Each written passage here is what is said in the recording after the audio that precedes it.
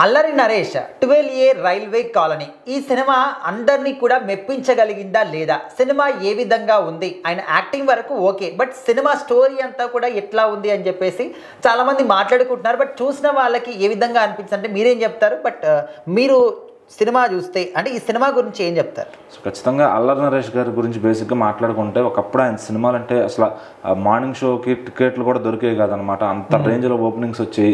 మరి ఇప్పుడు పరిస్థితి ఏంటంటే అసలు ఆయన సినిమాని కనీసం ప్రమోట్ చేసుకునే స్థాయిలో కూడా లేదు. అంటే ఆయన సినిమా వస్తుంది అని తెలిసే స్థాయి కూడా తగ్గిపోయింది అనమాట. ఎవరికి ఎక్కువ రీచ్ అవ్వట్లేదు.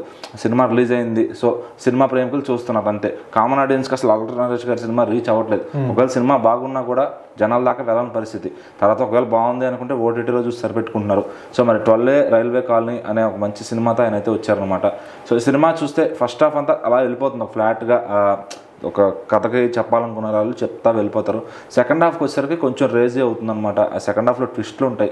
అసలు దర్శకుడు ఎంచుకున్న కథ ఈయన తీసుకోవడం అల్లరి నరేష్ గారిని కానీ మొత్తం కూడా చాలా యాప్ట్ అనిపించింది అనమాట. సో ఎక్కడ కూడా అంటే సాంగ్స్ కూడా ఉన్నాయి, మళ్ళీ సాంగ్స్ పెద్దగా అంత ఇంపాక్ట్ చూపించలేకపోయింది.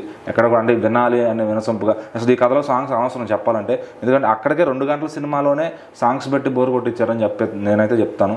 సో వెళ్ళే కొద్దీ వచ్చే ట్విస్టులు కానీ అసలు ఆ హీరోకున్న ఎయిమ్ కానీ మొత్తం కూడా తను అంటే నరేష్ గారిలో నుంచి కొత్త యాక్టర్ని చూడొచ్చు. మళ్ళీ నాందిలో మనం ఎట్లా కొత్త యాక్టర్ని చూసామో అట్లా ఇక్కడ కూడా కొత్త యాక్టర్ని చూడొచ్చు. యాక్టర్గా ఆయనకి పనికొస్తుంది తప్ప స్క్రిప్ట్గా కొంచెం అక్కడక్కడ బోర్ కొట్టిస్తూ అలా లాక్కెళ్ళిపోయారు. సో వన్ టైం అయితే చూడొచ్చు మూవీ లవర్స్ ఎవరైతే ఉంటారో, ఆడియన్స్ ఎవరైతే ఉంటారో. కానీ ఇక్కడ ఏంటంటే అంత మళ్ళీ రిపీట్ వాల్యూ వేసే అంత కథ అయితే కాదు. సో ఆ 12A రైల్వే కాలనీ ఎందుకు అనేది ఆ టైటిల్ పెట్టారనేది సినిమా చూస్తే అర్థమవుతుంది ఖచ్చితంగా. సో ఓవరాల్గా నరేష్ గారి పర్ఫార్మెన్స్ బాగా పీక్స్లో చేస్తున్నారు. ఈ మధ్యన ఏ సినిమా చేసినా యాక్టింగ్ కుమ్మేస్తున్నారు ఆయన.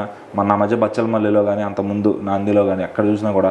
సో అలా కాకుండా మంచి కామెడీ ఎంటర్టైనర్స్ చేయమని చాలామంది అడుగుతున్నారు. సో మరి వాళ్ళ నాన్నగారు లాగా రాసే రైటర్లు ఎవరున్నారు, ఆయనకు మంచి స్క్రిప్ట్స్ ఇచ్చేవాళ్ళు ఎవరున్నారు చూసి. సో నెక్స్ట్ సుడిగాడు కూడా ఆయన ప్లాన్ చేస్తున్నారని తెలుస్తుంది. ఈసారి పాన్ ఇండియా సినిమాల మీద సెటైర్స్ ఉండబోతున్నాయని కూడా ఆయనే చెప్పారనమాట.